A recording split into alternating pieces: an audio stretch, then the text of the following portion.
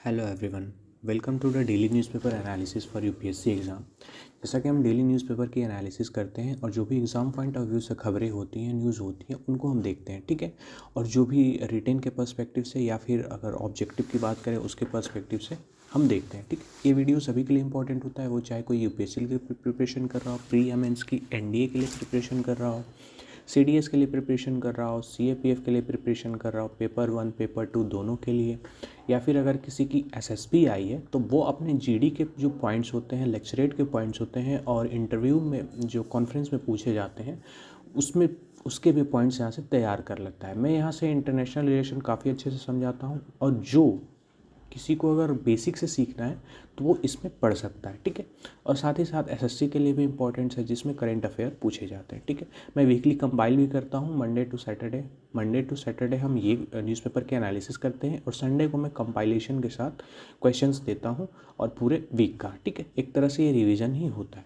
खैर, बिना किसी देरी के, मेरा नाम है लोकेश चौधरी। आज है 19 तारीख। तो आज की हम वीडियो में डिस्कस करते हैं क्या इंपॉर्टेंट है। तो पहली खबर है, काफ़ी नॉर्थ ईस्ट के लिए इम्पॉर्टेंट खबर है क्योंकि त्रिपुरा, मेघालय और नागालैंड में वोटिंग की डेट आ गई है और इसमें स्टेट लेजिस्लेटिव असेंबली के इलेक्शंस होने वाले हैं और हम देखते हैं कि इसमें किस किस दिन इलेक्शंस होंगे, ठीक है। तो इलेक्शन डे 16 फरवरी को है त्रिपुरा में, और मेघालय में 27, मेघालय और नागालैंड में 27 फरवरी को है। नॉमिनेशन की डेट ये है और काउंटिंग, दोनों की काउंटिंग किस दिन होगी? मार्च में होगी, ठीक है। और एक तरफ हम बात करें मेघालय की, तो मेघालय में एक पार्टी है, नेशनल पीपल्स पार्टी, ठीक है, एनपीपी। ये 2019 में क्या हुआ कि इसने क्लेम किया था नेशनल पार्टी का, ठीक है। ये नेशनल पार्टी बनी थी और हमारे यहाँ अभी इंडिया में 8 नेशनल पॉलिटिकल पार्टीज़ हैं, नेशनल पार्टीज़ हैं जो नेशनल लेवल पे हैं। तो उसमें से ये एक है। तो नॉर्थ ईस्ट की पहली एक पार्टी है जो रीजनल पार्टी है, वो क्या बनी है? नेशनल पार्टी, ठीक है। इसके अलावा बीजेपी है। और अभी हाल फिलहाल में जब पंजाब के चुनाव हुए थे, पंजाब और गुजरात के चुनाव हुए थे हिमाचल में, तो आम आदमी पार्टी ने भी अपनी सीट्स को बचाया था। आम आदमी सीट्स ने भी वोट्स पाए थे, वोट शेयर अधिक हुए थे।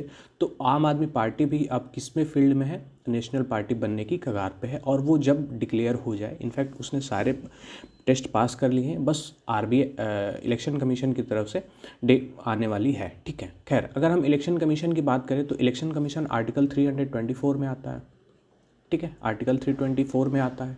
और इसमें एक इलेक्शन कमिश्नर होता है, ठीक है, चीफ इलेक्शन कमिश्नर, और दो इलेक्शन कमिश्नर होते हैं, ठीक। तो एक होता है, अगर इसको ईसीआई के अगर हम कंपोनेंट्स की बात करें, इलेक्शन कमीशन ऑफ इंडिया की बात करें, तो इसमें एक होता है सीईसी, चीफ इलेक्शन कमिश्नर, और दो होते हैं ईसीज, 2 ईसीज होते हैं, ठीक है। ये आर्टिकल 324 में आता है कॉन्स्टिट्यूशन के। तो ये 1 ईसीसी, इसकी अगर हम बात करें तो इसकी जो 6 ईयर्स और 65 ईयर्स, मतलब कि वो 6 साल के टेन्योर के लिए होता है, या फिर अगर उसकी एज 65 है तो उस एज तक ये कर सकता है। और जो 2 ईसीज होती हैं इनकी भी सेम होती है, राइट। और इनको अपॉइंट कौन करता है? इनको अपॉइंट करता है प्रेसिडेंट। और ये ऑटोनॉमस कॉन्स्टिट्यूशनल बॉडी है, ये कॉन्स्टिट्यूशन के द्वारा बनाया गया है। और ये क्या क्या परफॉर्म करती है?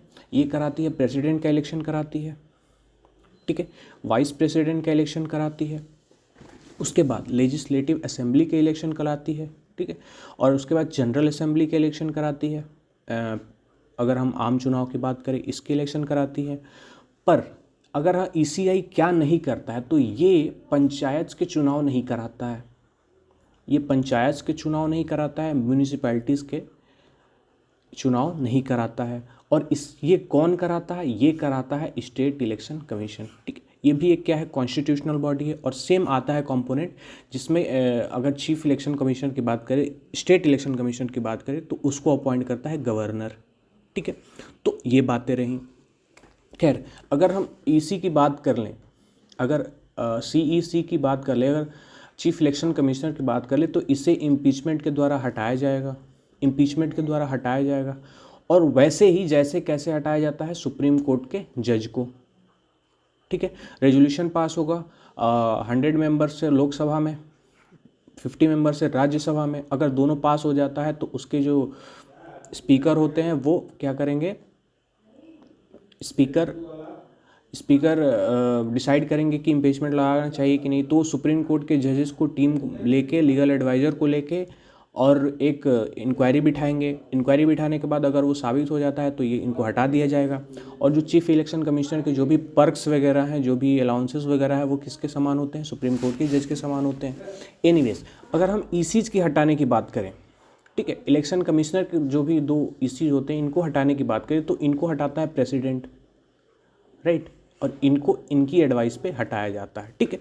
एनीवेज, मेजॉरिटी भी साथ होती है। खैर, तो अभी जो इलेक्शन होने वाले हैं यहाँ पे काफ़ी इंपॉर्टेंट है, और मेघालय की जो अभी नेशनल पार्टी हमने बता दी है। खैर, तो ये बात थी खबर। एनीवेज, चलते हैं अगली खबर पे।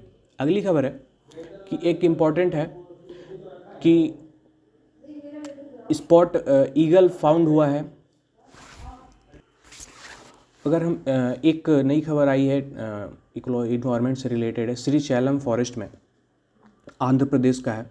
इसमें पहली बार एक पाया गया है ये वाला आउल, ये आउल, ठीक है, आउल बोलते हैं, स्पॉट बिल्ड ईगल आउल। ये पहली बार पाया गया है Srisailam forest, Srisailam national tiger reserve के में, जो कि नागार्जुन सागर श्रीशैलम टाइगर रिजर्व में पाया गया है। और इसको अगर हम इसकी बात करें, आंध्र प्रदेश काफ़ी फेमस है, क्योंकि अभी हमने कुछ दिन पहले मैंने बताया था कि आंध्र प्रदेश में एक कोरिंगा नेशनल फॉरेस्ट है। कोरिंगा नेशनल वाइल्ड लाइफ है। इसमें क्या पाया जाता है, इंडियन स्कीमर, ठीक है। और वहाँ पे एक और था सिंदूरनी नेशनल पार्क। इसमें क्या पाया जाता है, रॉयल बटरफ्लाई। ये क्या है, ये एक तरह की स्पीसीज़ है, ये नई स्पीसीज़ है और ये रेयर स्पीसीज़ है जो पाई गई है, ठीक है। और अभी क्या पाया गया, अभी पाया गया स्पॉट बिल्ड ईगल आउल, ठीक है। ये कहाँ पाया गया, नागा अर्जुन सागर श्रीशैलम टाइगर रिजर्व, ठीक है, टाइगर रिजर्व में ये पाया गया। एनीवेज, तो इसमें एक ये नाम का फॉरेस्ट है, शेषाचलम फॉरेस्ट, और इसमें ये पाया गया। एनीवेज, अगर हम इसकी बात करें तो ये श्रीलंका में भी पाया जाता है, और इंडिया में इसे लोग घोस्ट ऑफ द फॉरेस्ट के नाम से भी जानते हैं, और श्रीलंका में इसको डेविल बर्ड के नाम से भी जानते हैं, ठीक है। तो ये एग्ज़ाम में पूछ सकता है कि स्पॉट बिल्ड ईगल आउल कहाँ पाया गया, तो ये पाया गया नागार्जुन में। क्योंकि आंध्र प्रदेश काफ़ी इंपॉर्टेंट रहा है मैं पिछले एक हफ्ते में, क्योंकि कोरिंगा नेशनल पार्क में इंडियन स्कीमर पाए गए हैं, सिंदूरनी में रॉयल बटरफ्लाई पाई गई हैं, और इसमें स्पॉट बिल्ड ईगल पाया गया है, रेयर स्पीसीज़ का है। एनीवेज, अगर हम इसकी लोकेशन की बात करें तो ये आंध्र प्रदेश में पाया जाता है, ठीक है। ये आंध्र प्रदेश है, आंध्र प्रदेश के इस डिस्ट्रिक्ट में ये पाया जाता है, ये नागार्जुन सागर टाइगर रिजर्व में, ठीक है। एनीवेज, अगर हम कोरिंगा की बात करें तो कोरिंगा यहाँ पे पाया जाता है। कोरिंगा का एक इम्पॉर्टेंट स्पेशलिटी ये है कि ये मैंग्रोव फॉरेस्ट है, ठीक है, यहाँ पे मैंग्रोव भी होते हैं। एनीवेज, तो चलते हैं अगली खबर पे। अगली खबर है कि क्यूबा क्या डेवलप कर रहा है, वैक्सीन डेवलप कर रहा है कैंसर के लिए, और अल्जाइमर के लिए ड्रग्स डेवलप कर रहा है। क्यूबा एक काफ़ी, अगर हम यूएसए की मैप देखें, यूएसए का अगर ये मैप है तो यूएसए के पास ये एक कंट्री होती है, ये आइलैंड है, और ये इस कंट्री का नाम है क्यूबा, ठीक है। इस क्यूबा देश की अगर हम बात करें तो क्यूबा में सबसे ज़्यादा सिगरेट्स फेमस है, सिगार यहाँ से आते हैं, सिगार। तो ये पूरे वर्ल्ड में यहाँ के फेमस है, क्यूबा के सिगार फेमस है, और ऐसा कहा जाता है, इनफैक्ट मैं इसको बताता नहीं हूँ, मैं इसको वेरीफाई नहीं करता हूँ, कहा जाता है कि जो हमारे पंडित जवाहरलाल नेहरू थे उनके लिए सिगार यहाँ से मंगाया जाता था। एनीवेज, तो ये पूरे दुनिया में फेमस है सिगार के लिए, और यहाँ पे क्यूबा में शुगर भी होती है काफ़ी अच्छी, शुगर की इनकी खेती यहाँ होती है और काफ़ी अच्छी शुगर होती है यहाँ पे। और यहीं से कौन थे, चे गुवेरा थे। ठीक है, चे गुवेरा का नाम आपने बहुत सुना होगा। और ये चे गुवेरा क्या थे, मार्क्सिस्ट विचारधारा के थे। और ये पूरी दुनिया में फेमस है मार्क्सिस्ट आइडियोलॉजी को फैलाने में, वो चाहे रसिया हो, यूरोप हो, या फिर अमेरिका हो, नॉर्थ अमेरिका हो। ठीक है, इन हर एक जगहों पे इन्होंने आइडियोलॉजी फैलाई है मार्क्स की। और खैर इनको तो मार दिया गया, एनीवेज इनकी कहानी अलग है। खैर, तो उनकी जो बेटी हैं उन्होंने कहा है कि जो क्यूबा है वो डेवलप कर रहा है कैंसर के वैक्सीन्स और एल्जाइमर के ड्रग्स। कैंसर में 2 कैंसर के, एक तो डेवलप कर रहा है जैसे ब्रेस्ट कैंसर, प्रोस्टेट कैंसर के लिए, और जो एल्जाइमर है इसको भी ड्रग्स डेवलप कर रहा है। फिलहाल में इनकी बातें काफ़ी इंपॉर्टेंट हैं। इनकी जो इन्होंने स्पीच दी थी तो उसमें कहा था इन्होंने कि जो इन्होंने बहुत सारा क्लेम यूएसए पे डाला। ठीक है, यूएसए पे डाला, यूएसए पे इसलिए डाला क्योंकि यूएसए ने सैंक्शंस लगा दिए हैं क्यूबा पे। ठीक है, क्यूबा पे सैंक्शंस लगा दिए हैं, कई सारे सैंक्शंस हैं जैसे कि मेडिकल के फील्ड में तो ये ट्रेड नहीं कर पाता है। ठीक, ट्रेड भी नहीं कर पाता है। और जो भी मार्केट है क्योंकि मार्केट की मोनोपोली अगर हम देखें तो यूएस काफ़ी ज़्यादा शेयर करता है। तो मार्केट को देखते हुए क्यूबा को उसने क्या कर दिया है, सैंक्शंस लगा दिए हैं। क्यूबा में अगर हम देखें तो क्यूबा की जो मेडिकल इंफ्रास्ट्रक्चर वो काफ़ी बहुत हद तक अच्छा है। और जो भी मेडिसिन्स यहाँ पे डेवलप होती हैं वो बहुत ही कारगर साबित होती हैं। एनीवे, तो ये अभी प्रूफ नहीं किया है कि ये एक्चुअली में कर रहा है कि नहीं कर रहा है, डेवलप कर रहा है। अगर सामने आता है तो पूरी दुनिया को देंगी, ये ऐसा इन्होंने बोला है। और ये हमारे इंडिया के 2 मेंबर थे यहाँ पे जो साथ में थे। एनीवे, चलते हैं अगली खबर पे। अगली खबर काफ़ी इंपॉर्टेंट है और ये एक असर की रिपोर्ट आई है 3 सालों बाद, 4 सालों बाद, आई थिंक 4 सालों बाद आई है। और ये असर की रिपोर्ट अगर हम देखें तो annual status of education report, annual status of education report, ये पब्लिश करता है एक एनजीओ पब्लिश करता है जिसका नाम है प्रथम। ठीक है, 2005 से आई थिंक ये पब्लिश कर रहा है और ये इसका 18th एडिशन आया है। तो इसने काफ़ी सारे पहलुओं को रखा है और जो रिपोर्ट्स हैं इसने करीब 660 डिस्ट्रिक्ट्स में, रूरल डिस्ट्रिक्ट्स में इन्होंने सर्वे किया है और करीब 7 लाख स्टूडेंट्स पे इन्होंने सर्वे किया है। और जो भी एजुकेशन के मामले में जो रिपोर्ट्स हैं उन्होंने पब्लिश की है। ठीक है, तो आगे मैं दिखाता हूँ क्या पब्लिश किया है इन्होंने।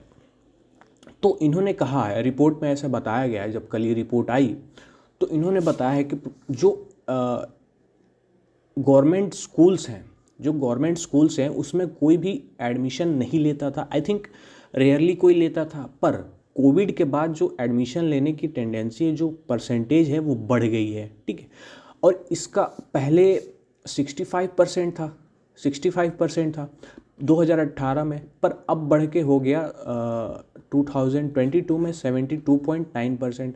इसका एक रीज़न ये है कि लोगों के पास पैसे नहीं है। राइट, लोगों के पास पैसों की कमी है जिसकी वजह से गवर्नमेंट स्कूल प्रेफर कर रहे हैं। तो ये सिचुएशन है। और जो अभी बंद थे स्कूल्स तो उसकी वजह से लोगों ने सोचा कि बंद ही हैं तो गवर्नमेंट स्कूल में इनरोलमेंट कर देते हैं, एटलीस्ट पढ़ाई तो बंद नहीं होगी। और घर पे ट्यूशन वगैरह लगा के काम चला रहे थे। तो ये एक रीज़न है। और दूसरा एक की वर्ड आया है यहाँ पे कि लोगों ने ट्यूशन लेना, जो प्राइवेट ट्यूशन लेना था वो बढ़ गया है 4% के हिसाब से। ठीक है, तो 2018 में 26% लोग ट्यूशन लेते थे, पर वहीं 2022 में 30% लोगों ने ट्यूशन लेना प्रीफर किया। इसका रीज़न एक दिया, यही रीज़न है कि अगर इनरोलमेंट तो हमारे स्कूल में है, पर अगर स्कूल चल नहीं रहा है, बंद है, तो हम क्यों ना जो भी एड है वो गवर्नमेंट स्कूल में डाल के और जो भी पैसा बचता है उसको हम प्राइवेट ट्यूशन में लगा दें, जिसकी वजह से पढ़ाई तो बंद नहीं होगी। ठीक है, पर एक चीज़ यहाँ पे अगर नेगेटिव कहें तो वो आई है कि जो स्टूडेंट्स की पढ़ने की कैपेबिलिटी है वो कम हो गई है। ठीक है, वो कम हो गई है। पहले 20% लोग नहीं पढ़ पाते थे, अब 20%, अब 27%।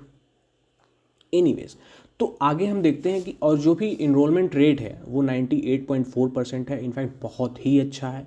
अगर 100 में से 98 लड़के क्या है स्कूल में जा रहे हैं तो ये तो काफ़ी अच्छी बात है। पर इसके पीछे एक और रीज़न ये है कि इनरोलमेंट मैटर नहीं करता है। आप कितने देर तक कंसिस्टेंसी रख पाते हैं एजुकेशन में, वो मैटर करता है। इनफैक्ट रिपोर्ट आई थी कि प्राइमरी लेवल पे तो हमारे यहाँ इनरोलमेंट बहुत ज़्यादा है, ठीक है, पर हायर एजुकेशन में क्या है, बहुत ही कम है। यूनिवर्सिटीज़ वगैरह में बहुत ही कम है, क्योंकि लोग यूनिवर्सिटीज़ वगैरह में प्रिफर नहीं कर रहे हैं, वो चाह रहे हैं कि हम पहले कोई जॉब कर लें।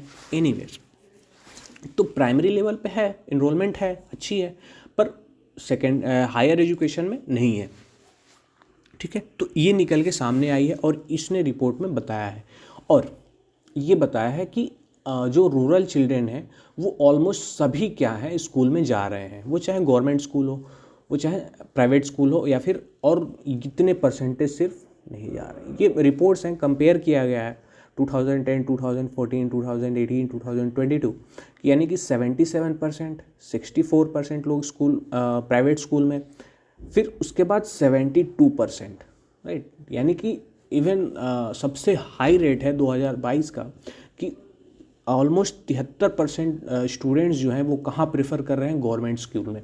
और यहीं अब कम हो गया किसका शेयर, प्राइवेट स्कूल का, राइट, प्राइवेट स्कूल का कम हो गया। तो इसके पीछे एक कोविड भी है, और लोग ऐसा सोच रहे हैं कि जो भी पैसे हैं वो सरकारी स्कूल में पैसे कम लगेंगे और उस पैसे को हम कहाँ डाइवर्ट कर देंगे, प्राइवेट ट्यूशन में। तो यहाँ भी एक रिपोर्ट आई है, इसमें भी रिपोर्ट दिया है इन्होंने कि बिहार में सबसे ज़्यादा हुआ है। पहले 62% लोग ट्यूशन लेते थे, पर अब 71%, ठीक है। ये 2018 से कंपेयर किया गया है।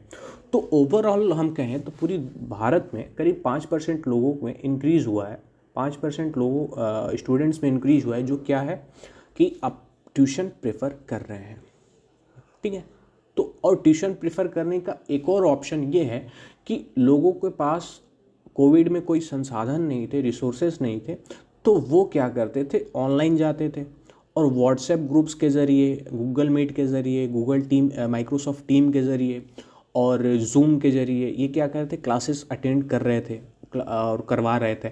इवन इसमें कहा गया है कि सबसे ज़्यादा अगर किसी ने अच्छा काम किया है तो वो है रूरल प्राइवेट स्कूलों ने, ठीक। रूरल प्राइवेट स्कूलों ने काफ़ी अच्छा काम किया है, ताकि वो कोविड के टाइम में भी ये अटेंटिव रहते थे, ठीक है, अटेंटिव रहते थे और टीचर्स वगैरह ग्रुप्स वगैरह में मैसेजेस वगैरह देते रहते थे, प्रोजेक्ट्स वगैरह व्हाटएवर, अपनी पढ़ाई को कंटिन्यू रखते थे। और इसके लिए सैल्यूट है जो भी टीचर्स है रूरल प्राइवेट स्कूल में या फिर रूरल सेक्टर में, जो कि टेक्नोलॉजी का काफ़ी अच्छा इस्तेमाल किया और जो गाँव है उसमें पेनिट्रेशन है वो काफ़ी हद तक गया है। तो ये बातें, ये रिपोर्ट आई है। खैर, अब एक और इसी में था कि बेसिक रीडिंग वाज हार्डर, एक और ये काफ़ी अच्छा नहीं कहेंगे, पर हाँ इसमें ये है कि जो भी स्टूडेंट्स क्लास थर्ड अगर सेकंड में अगर पास कर लिया तो उसको थर्ड में जाता है प्रमोट होके, राइट, क्लास थर्ड में। तो थर्ड वाले स्टूडेंट से क्लास सेकंड की टेक्स्ट बुक पढ़वाई जाती है, ठीक है, टेक्स्ट बुक पढ़वाई जाती है, पर वो पढ़ नहीं पाता है। तो इसमें इंक्रीज़ हुआ है, ठीक है, इंक्रीज़ हुआ है।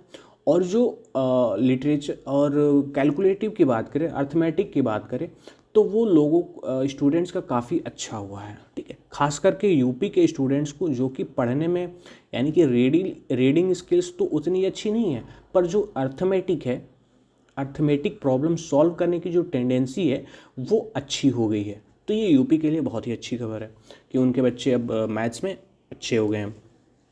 खैर, तो और एक इम्पॉर्टेंट ये है कि जो ड्रॉप आउट है, गर्ल्स का ड्रॉप आउट है वो कम हो गया है, ठीक है, वो कम हो गया। यहाँ पे देख सकते हैं कि अगर 2016 की बात करें तो कॉलेज ड्रॉप आउट थे जो आई थिंक जो ड्रॉप थे, गर्ल्स ड्रॉप थी 15 से 16 एज में, तो वो थी 16%, राइट।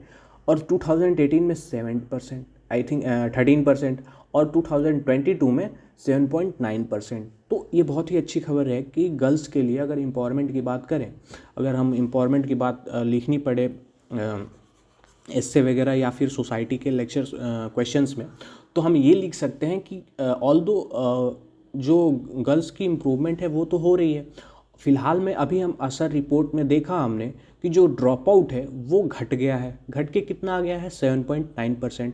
तो हम ये कह सकते हैं कि वुमेन की जो गर्ल्स की सिचुएशन है प्राइमरी लेवल पे एटलीस्ट 15 से 16 में वो क्या है इंक्रीज़ हो रही है, राइट। पर एक और अगर हम इसको एक्सपेंड करें, एनालिसिस इसको देखें, तो 15 से 16 साल और आई थिंक 17 ईयर्स ये ऐसा माना जाता है कि लड़कियों की रूरल एरिया में क्या हो जाती है, शादी हो जाती है। तो इनफैक्ट अगर ड्रॉप आउट कम है तो चाइल्ड मैरिज भी तो कम हो रही है, ये तो चाइल्ड ही है। आई थिंक ये एडोलसेंट में एडल्ट तो हुए नहीं है। तो ये भी ये कह सकते हैं कि असर रिपोर्ट के से हम देख सकते हैं कि जो चाइल्ड मैरिज है वो कम हो गया है इंडिया में, क्योंकि जो भी लड़कियां हैं वो अब कहाँ जा रही हैं, स्कूल्स में जा रही हैं। तो ये हम एनालिसिस यहाँ से कर सकते हैं, ठीक है। ये हम एसए में भी यूज़ कर सकते हैं, असर रिपोर्ट को सोसाइटी में भी यूज़ करते हैं, वुमेन में भी यूज़ करते हैं, और कहीं भी कर सकते हैं, ठीक है। तो ये सारे रिपोर्ट्स आए हैं और ये काफ़ी अच्छी रिपोर्ट आई है और ये बहुत ही इंपॉर्टेंट है। और 2020 में ये कोविड का टाइम था, तो इस टाइम पे ये रिपोर्ट इन्होंने पब्लिश नहीं की थी, कम स्टेट्स में इन्होंने रिसर्च की थी, इनफैक्ट वेस्ट बंगाल, महाराष्ट्र वगैरह में बस की थी इन्होंने, तो उस वजह से रिपोर्ट नहीं आई थी और 2022 में इन्होंने रिपोर्ट दी है, ठीक है। तो आशा करता हूँ आपको असर रिपोर्ट काफ़ी अच्छे से समझ में आया होगा। और ये थी, खैर चलते हैं अगली खबर पे। अगली खबर है यूक्रेन से आ रही है, काफ़ी भयानक खबर है इसलिए क्योंकि वहाँ के जो मिनिस्टर हैं, इंटीरियर मिनिस्टर, उनकी डेथ हो गई है, हेलीकॉप्टर क्रैश हो गया कीव में, और कैपिटल हम यूक्रेन की कैपिटल के बाहर ये हुआ है, और नर्सरी स्कूल के बाहर हुआ है जिसमें लड़के भी मरे हैं और 8 लोग करीब सवार थे हेलीकॉप्टर में, तो इन 8 की डेथ हो गई है। इसमें इंटीरियर मिनिस्टर थे, एक सेक्रेटरी लेवल के ऑफिसर्स थे, 2 ऑफिसर्स थे, ठीक है। तो ये काफ़ी दुखद खबर है यूक्रेन के लिए। फिलहाल रशिया ने ऐसा कोई क्लेम नहीं किया है कि मैंने गिराया है, या फिर जो जेलेंस्की साहब हैं, प्रेसिडेंट हैं, उन्होंने भी नहीं कहा है कि उस टाइम पे वहाँ पे वॉर चल रही थी, क्योंकि ऐसा पॉसिबल तो है नहीं कि वो गिरा दे। अगर वो गिरा देते तो अब तक पता चल ही गया रहता। खैर, स्टेटमेंट का वेट कर रहे हैं, क्या होता है, किसने किया है, क्या नहीं किया। फिलहाल ये एक बुरी खबर है। एनीवेज, ये क्रिकेट लवर्स को ये पता चल ही गया होगा जो कल देख रहे होंगे। तो शुभम गिल यंगेस्ट प्लेयर बन गए हैं डबल सेंचुरी मारने में, और उससे पहले ईशान किशन बने थे, और उससे पहले सहवाग और सचिन तेंदुलकर ने और रोहित शर्मा ने किया था। तो अगर हम डबल सेंचुरी की बात करें तो इंडिया के 7 डबल सेंचुरी है और अदर कंट्रीज़ के 3 हैं, ठीक है। तो ये एक इम्पॉर्टेंट खबर है किसके हिसाब से, स्पोर्ट्स के हिसाब से, और ये करीब 23 सालों की उम्र में इन्होंने बनाया है। 24 साल के ईशान किशन है, तो ये यंगेस्ट प्लेयर बन गए हैं, ठीक है। खैर, आशा करता हूँ आपको अच्छा लगा होगा।